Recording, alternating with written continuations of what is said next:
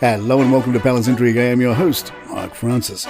William and Kate have come to Boston. Plus, it appears there was a racism incident at the palace. We'll discuss all that in the second half of the podcast. But first, Queen Elizabeth was suffering from cancer in the last months of her life, according to a well-connected author, Giles Brandreth. Brandreth, in his new book, Elizabeth, An Intimate Portrait, writes, "I had heard that the Queen had a form of myeloma, bone marrow cancer, which would explain her tiredness and weight loss and those mobility issues we were often told about during the last year or so of her life. The most common symptoms of myeloma are bone pain, especially in the pelvis and lower back, and multiple myeloma is a disease that often affects the elderly. Currently, there is no known cure, but treatment, including medicines to help regulate the immune system and drugs that help prevent the weakening of the bones, can reduce the severity of its symptoms and extend the patient's survival by months or 2 to 3 years. Per a report in the Daily Beast, in the days preceding her death on September 8, 2022, Brandreth writes that the Queen had Sunday lunch with the Right Reverend Dr. Ian Greenshields, the vicar of the local Braemar and Crathie Parish Church. They talk about the Queen's childhood, her horses, church affairs, and she's well up to speed, and her sadness at what is happening in Ukraine. Brandreth writes, "The truth is that Her Majesty always knew that her remaining time was limited. She accepted this with all the grace you'd expect." Dr. Greenshields said, "Her faith was everything to her. She told me she had no regrets." Brandreth also says he does not believe that the Queen was, as reported, at Prince Philip's bedside when he died in April 2021. That morning he went to the bathroom, helped by a nurse. When he came back, he said he felt a little faint and wanted help getting back into bed. The nurse called the Duke's valet and the Queen's page, Paul Wybrew, for help, and he died before the Queen could be called. Brandreth adds that the couple would go weeks without seeing each other later in their lives, the Queen recognizing that Philip did not want to be fussed over. The pandemic brought them back into close living quarters again, and they both enjoyed it. In a second extract, reported the Mail, Brandreth said the Queen had liked Meghan Markle and did everything to make her feel welcome into the family. The Queen was devoted to Harry, but thought he was perhaps a little too in love with Meghan.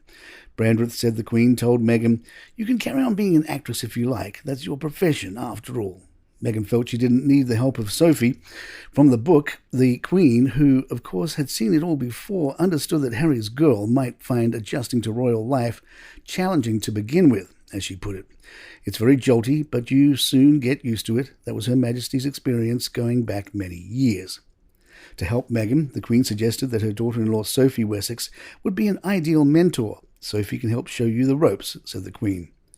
Meghan made it clear that she did not feel she needed Sophie's help. She had Harry. While other family members found it bewildering that Harry and Meghan named their daughter Lilibet as a tribute to the Queen's nickname, the Queen said it was pretty and seems just right.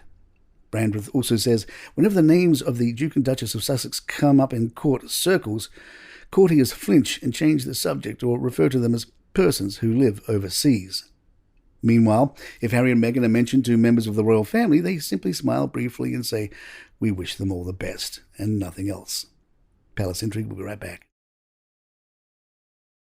William and Kate continue their Boston trip. Today they are expected to visit Greentown Labs, a climate tech startup incubator in Somerville, to learn about local innovations.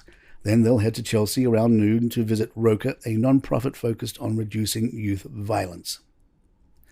William shared his first TikTok. People described it as, "The Earthshot Prize is going to," William said with a smile to a front-facing camera before placing it down on the ground and moving as if to step on it.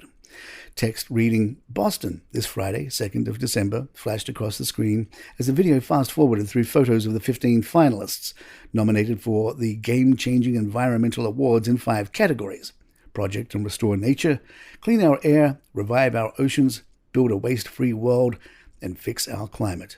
The Earthshot Prize, the video wrapped with a bang." Queen Camilla's 6 companions have been revealed, replacing the traditional role of royal ladies-in-waiting. Camilla's companions will only accompany her to a few key events each year.